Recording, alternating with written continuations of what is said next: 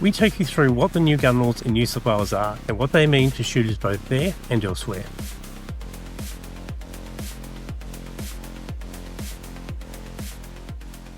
The new Firearms Act in New South Wales has passed both houses of Parliament, and we're going to talk about what actually is in the new legislation and just some of the other issues around it. So again, I have with me Sean Fraser. How you doing, Sean? Good morning, Neil. You and I are going to try to dissect the worst legislation we've ever read. You're not wrong. You're not wrong. So the status of the legislation is that it has passed both houses of Parliament. It hasn't actually commenced. The commencement dates will be decided a little bit later, and I imagine that that's because the government will need to put certain things in place because there's the talk about the gun buyback and the like. So what we're going to do in a minute, we'll just talk about the details of the bill. But one of the things about the actually end result, as you'd be aware, is that the Liberals voted with the government on this, and I will be addressing that another time. But I will acknowledge the fact that Wendy Tuckerman, who's the Liberal member for Goulburn, she crossed the floor to vote against it. Yeah, so at least she stood up for what she believed in.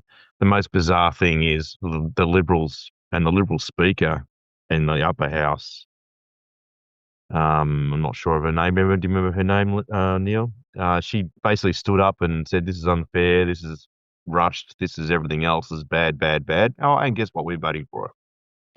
Voting for it anyway. Of course, the Nationals voted against it, as did the Shooters and Fishers and some of the independents, I think. All four independents. So you've got uh the Liberal Democrat member plus Yep. the three independents, which were ex Shooters and Fishers Party, being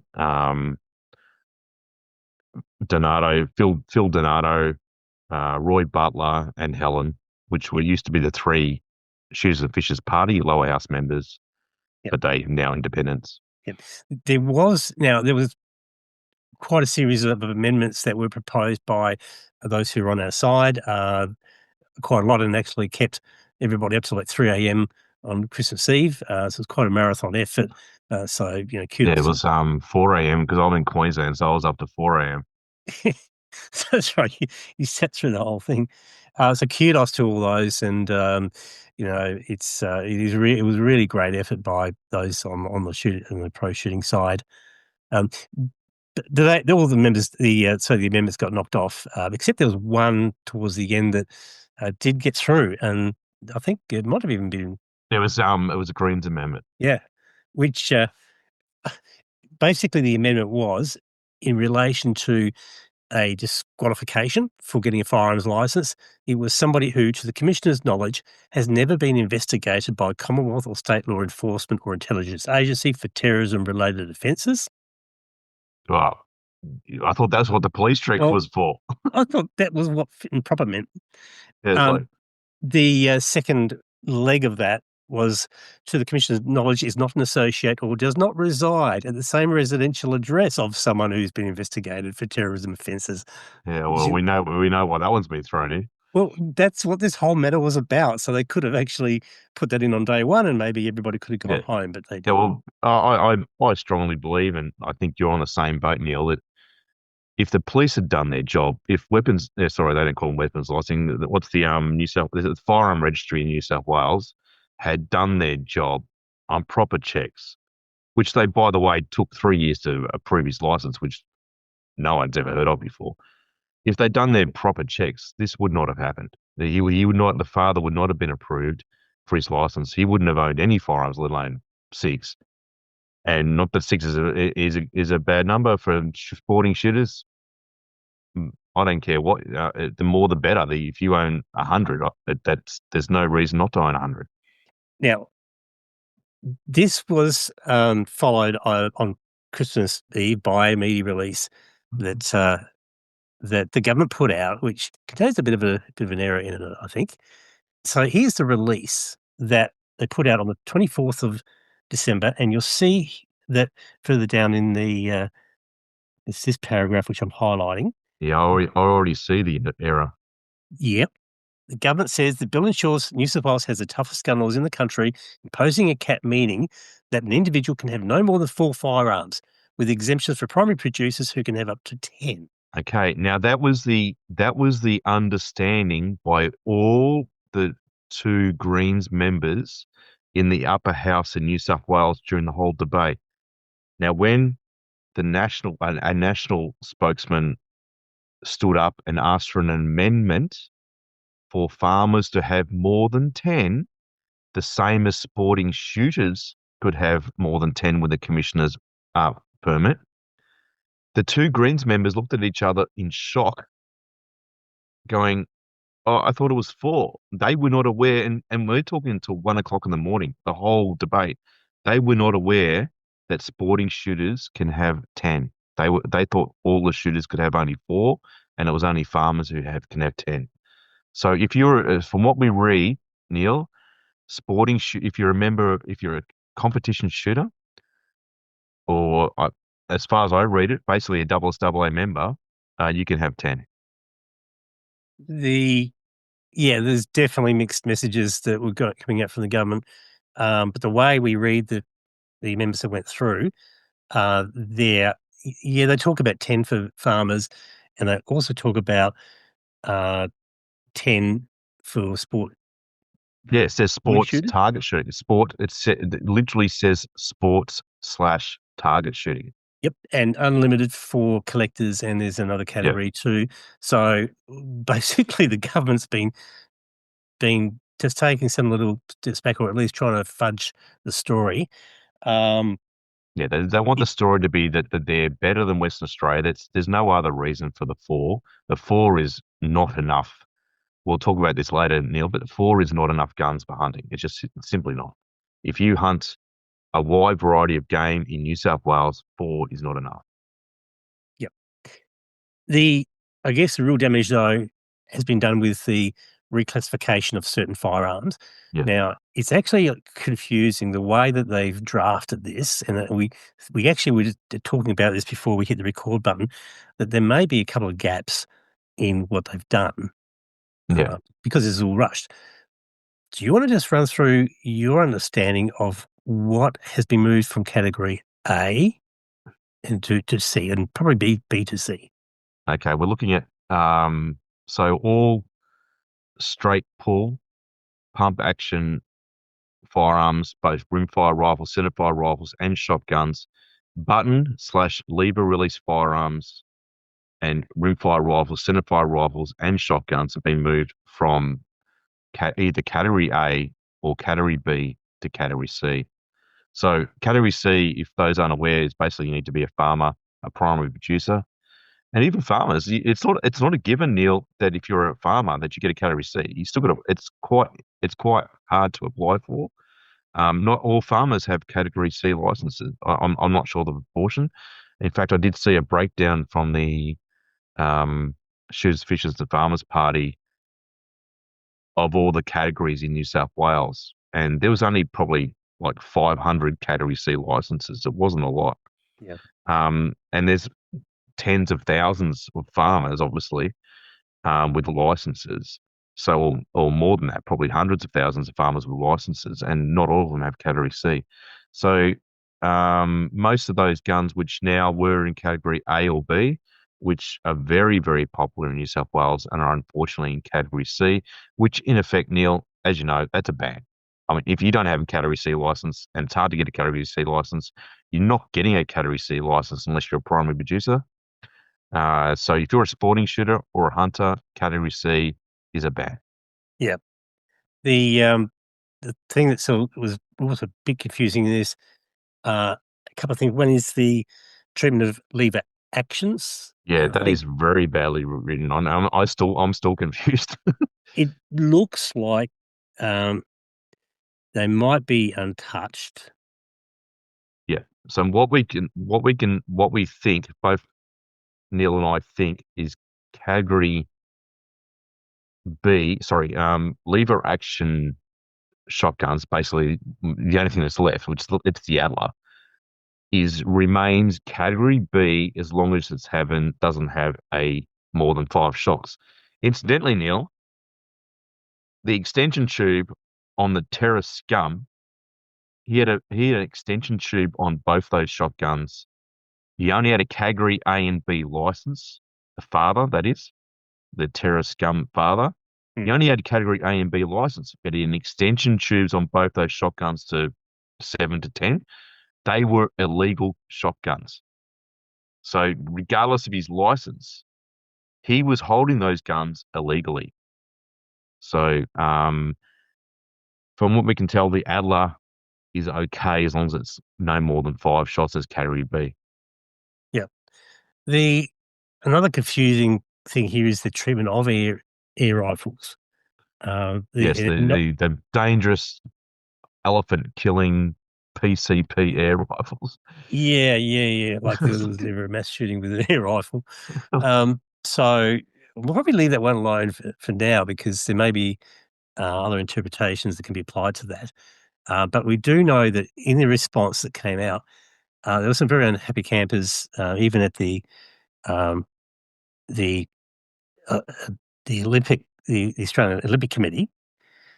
Yes, Just there was. before I get onto that, I'm just going to quickly mention too that in amongst the amendments, the Animal Justice Party did move, and there was fortunately defeated other amendments to once again prohibit juniors from being able to participate in shooting, and also the removal of recreational hunting. So very fortunately, that was in amongst that. All right, now, Neil, people may laugh about those 2 amendments, but the government, like the ALP government, was very receptive at the time to removing the junior permits for anyone under 12, under 18. So they basically would have destroyed junior shooting in New South Wales, Yeah, and they almost did that. So don't take that lightly. And there was also a very big push from the animal justice. And I'm not sure I don't think the Greens mentioned it, but the Animal Justice Party definitely mentioned it. As Neil said, to removing hunting as a genuine reason in New South Wales to own a category A or B license, which would have, that's just moronic. But luckily that didn't go up. But there was a chance that the junior permits were going to be removed. Luckily that didn't happen.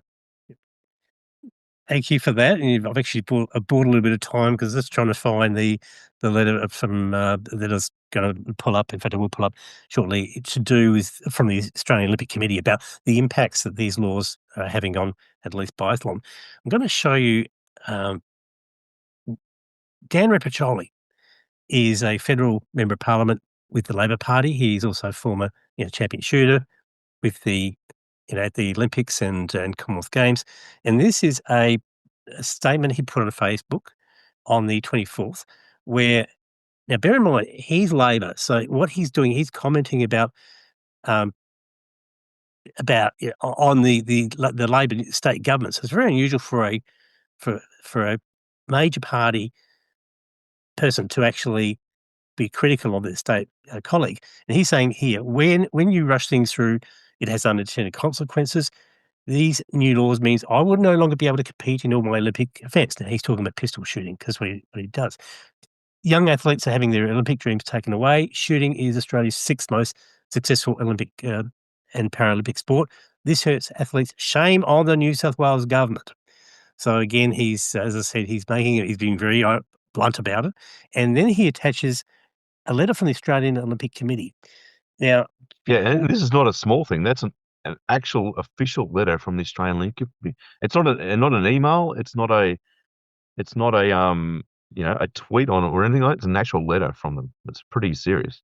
yeah, so this really needs to be sorted out really, really quickly by the government, the New South Wales government. They're going to have to, if they have made, if they have overreached and gone to this area, they're going to have to move amendments to the legislation after it commences. Pretty Well, much. actually, it's a bit more. It's a bit more. It's a bit more urgent than that, Neil. The biathlon team is currently in Europe. There's about 8 of them, including 2 disabled shooters. They travel on a New South Wales license. Yeah. My understanding though is that the legislation has not commenced. It's been No, it passed. hasn't. It's It gone through hasn't Parliament. commenced. Usually, what happens is with a piece of legislation, the commencement date will either be specified as a date, or Yes. it'll be say it's on assent, which is when the governor general, the governor of the state has signed off on it, and that's happened, as I understand it. Or they might do it in parts. So they might say that sections X, Y, Z come into effect on a certain date, and these other ones come into on a different date. That's not unusual. In this case, the date of commencement has not been stated. It's basically to be determined or whatever. Didn't use exactly those words, but that's basically the essence. So they might be holding off commencement until they sort some of this stuff out. So currently, those biathlon athletes are fine, but only for until the act commences. And let's explain that one, Neil. A lot of people don't know what biathlon is. Biathlon is a ski event which has rifle stages where you need to shoot 5 targets at each stage, prone or standing. It uses a straight pull side action it's a straight pull 5-shot rifle, 22 5-shot rifle, which is now banned under the current New South Wales legislation. Yep. Ridiculous. Being rimmed. Of course, the only time that biathlon has been a safety issue was in the James Bond film For Your Eyes Only, when there was a bad guy who was a biathlon shooter. So I'm afraid that someone in the New South Wales Labor government has watched that movie and used that as their basis for saying that those rifles have to go. No, it's the most ridiculous thing I've ever heard. Yeah. So the letter from the Australian Olympic Committee, there are 3 pages to it. I'm not going to put all 3 up, but this was a letter which was tabled in Parliament, or at least referred to in Parliament, where the AOC basically basically they've said that these laws are going to affect biathlon as a Winter Olympic sport, and the Australian national biathlon team currently in Europe, that basically will be stranded. That's what they have said. So there's been no response from government on this at this stage, and we wait to see how that unfolds. Yeah, because it's just because you're overseas, you must hold a current license in the country that you're competing in. It doesn't matter that you're overseas. Also, traveling on planes, you must show your license to basically board the plane. And if they're banned under your category, you're carrying basically a prohibited firearm. Okay, so out of this, we've got the new legislation and obviously the announcement of a buyback, which is been announced. I don't think it's been properly costed, though, Sean. No. Well, if they follow Western Australia's ridiculous over 6 years old, you get $499, and under 6 years, you get $699. That's basically not a buyback. That's theft. I mean, you've got firearms worth upwards of thousands of dollars, and they're going to give you $600 for it. That's just outright theft. Not to mention, Western Australia did not include accessories or scopes, unlike 1996. So basically, if you've got a $2,000 scope on your rifle, too bad, so sad. You're not getting any money for it. Now, the New South Wales, as Neil said, it hasn't released the details of the buyback. We don't know whether it's going to be fair and costed to retail or proper levels, or it's going to be a West Australian model where you're getting basically nothing.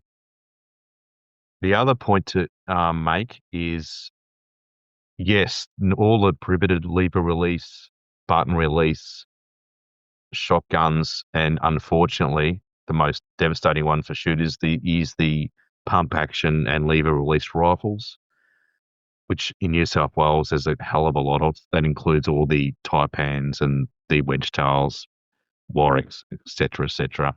They're all gone, and that's tens and tens of thousands of rifles and shotguns. However, Neil, the biggest impact for shooters in New South Wales, if you're a hunter and own more than four firearms, even if they're a non-banned bolt action or a double barrel shotgun, you're going to have to get rid of it. So the buyback / theft of shooters' firearms is going to be more felt in the people who are over the limits. than the actual firearms that are banned. Yeah, you're talking obviously about people losing a lot of money and a lot of equipment with it. Yeah, The also Roy Butler, one of the independents in New South Wales State Parliament, he said that he's told Parliament the firearms industry estimates about one third of its current dealers would likely be put out of business by the proposed reforms. it's not just dealers, Neil. You've got manufacturers like Oceana Precision. He's put out a statement that he's unlikely to survive. The manufacturers like Wedgetail and Warwick, as well as Taipan. So you got that's four big manufacturers. All of them are going to be likely to survive this. Yeah, and I saw a statement by Stephen Bowler from Tenterfield, I think it is, Firearms. He basically posted a Facebook page where, yeah, he was also saying the same thing. So, so there's been others when we would have missed a lot of that because don't subscribe to every Facebook page. Um, but that's a real worry because it's not only shooters in New South Wales who will suffer from that, it's shooters everywhere. Yeah, even if the legislation does not pass, and we're hoping, Neil, at this stage of the legislation is not even followed through or enacted in the other states, i.e., especially Victoria, Tasmania, and Queensland, and Northern Territory, who at this stage said no. But those manufacturers, some of them based in New South Wales, may go under anyway, even if it's not enacted in other states. Okay, so I think at this stage we're going to have. I mean, there'll be more that'll come out over the next few days that we'll be able to report on. Just as an aside, this is actually episode number 100 of Gun News Australia, so quite a milestone for us. Sad that it's actually on this issue. Yeah, Um, but happy birthday, politics related. yeah, no, it's been great. It's taken a couple of years to get there, but obviously this is my commitment to keep this thing going through 2026, and I'll talk about that in a second.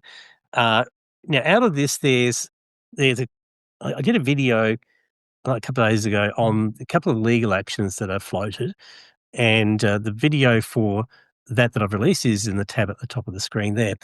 Um, Basically, what you've got a couple of law firms that that have done work in the High Court and Supreme Court before, and they're actually looking at the possibility of taking actions. And there's been talk about class action, there's been talk about um, injunctions, which I think would be super handy to have, and other actions in the High Court.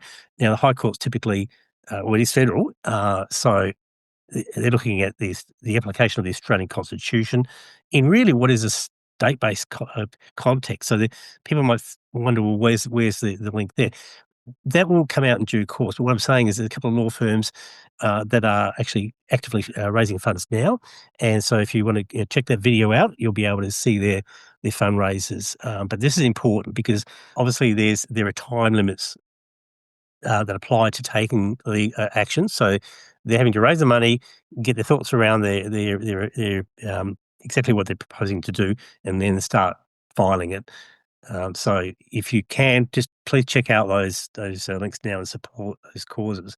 And the good thing is, Neil, one of them, especially McDonald's Law, he's a specialist firearms lawyer.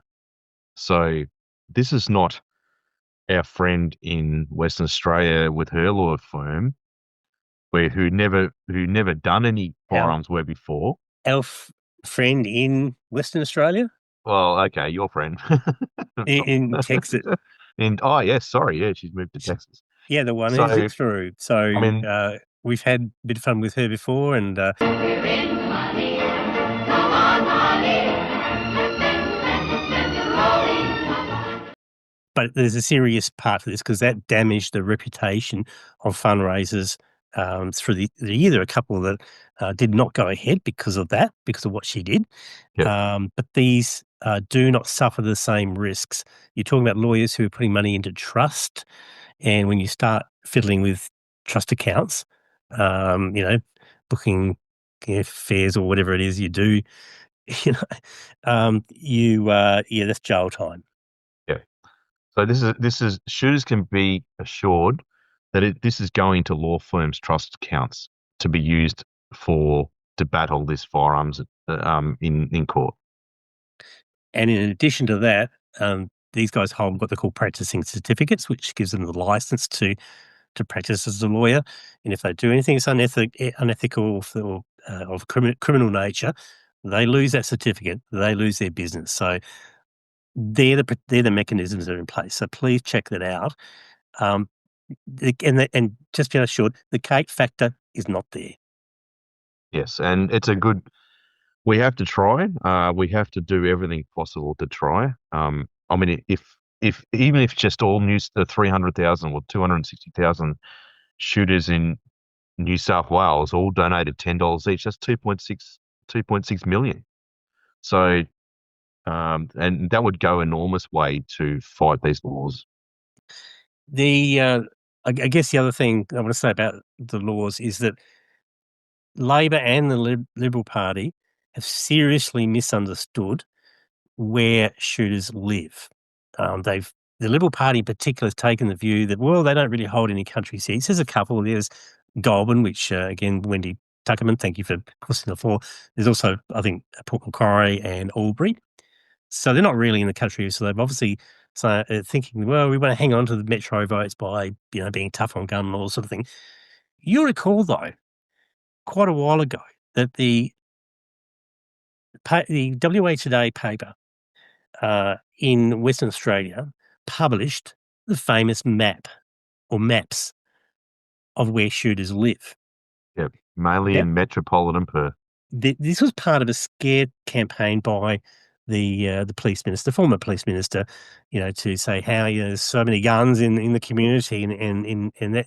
But that map proves a point that I've been on now for quite a while, that the majority of gun owners do not live in the country areas. They shoot in country areas. Not only that, Neil, the Greens, just before the debate started, in the 2 days before the debate started, were flooding social media and newspapers with the numbers in metropolitan Sydney.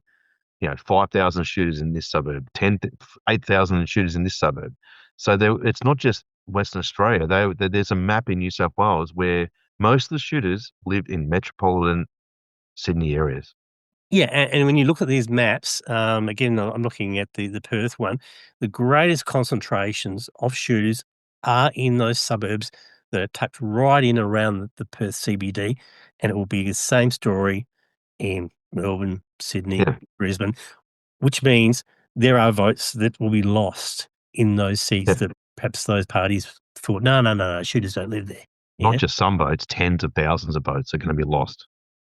And I think it was Roy Butler who actually, during Parliament, said to Parliament that the government doesn't appreciate what this will do at an electoral level, and they will get a surprise. Yeah, it was Roy Butler who said that. Yeah. Okay, so I think on that score, look, that's all we've got for now. So look, if you like the work we're doing, then you can support us for just $3 a month on Patreon, where you can become a subscriber, and you can also subscribe to our videos on YouTube using the subscribe button on your screen. And if you do that, we'll be able to make 2026 a bigger and better year for us, at least in terms of bringing the news to you and saying what you can do about it. So look, Sean, thank you for your time. It's been great talking to you again, and we'll see you later. Yep. Have a good Christmas now.